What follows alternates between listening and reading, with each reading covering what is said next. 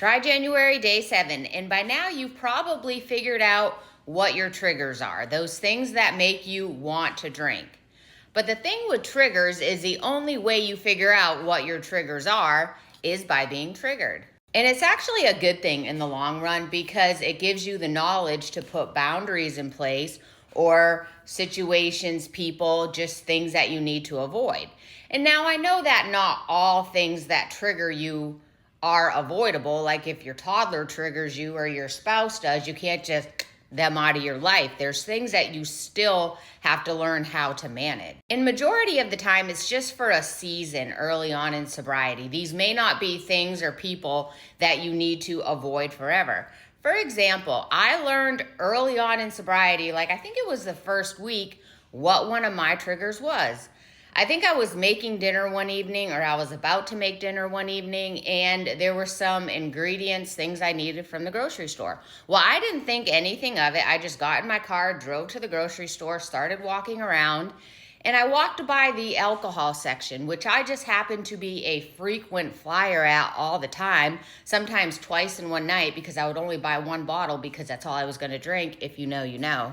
And as I was walking by this alcohol section and I saw all the wine and just things I used to drink, I got very pissed off. I was mad. I was frustrated. I started feeling like, what's wrong with me? Why can't I control alcohol? Why can't I be a normal drinker? Why am I like a toddler when it comes to alcohol? I got so mad. I got so frustrated. I left the store, went and sat in my car and threw an absolute temper tantrum. Now, as unpleasant as that circumstance was, I learned a valuable lesson in it. Don't go to the grocery store in the evenings because it's going to trigger you. It's going to make you want to drink. It's going to make you pissed off that you're on this sobriety journey. It's going to make you question everything, rethink everything, and it's just going to cause you to spiral. So I avoided grocery stores in the evening for a certain period of time. I would always make sure I would go grocery shopping earlier on in the day.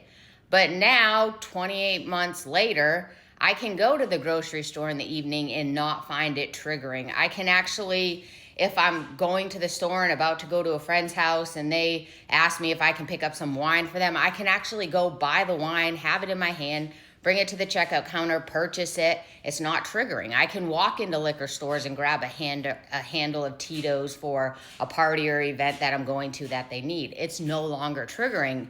At first, I could have never done that. So all of that to say, if you've discovered an event or a person or something that is triggering, put some boundaries in place and some restrictions in place, and just know that, yes, you may have to avoid the situation, if possible, for a little while, but it doesn't last forever. Dry January, day 7, we got this.